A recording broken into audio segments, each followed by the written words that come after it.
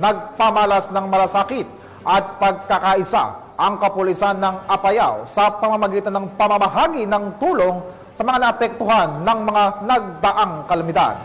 Yan ang balitang hatid ni Patroluman Jesly Sabado.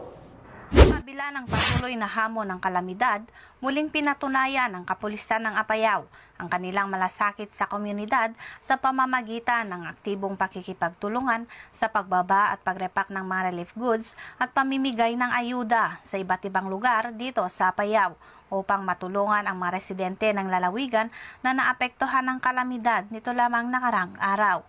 Naging matagumpay ang aktibidad sa pagtutulungan ng mga pulis sa mga lokal na pamahalaan at iba pang ahensya ng gobyerno upang masiguro na maayos at mabilis na makarating ang tulong sa mga residente.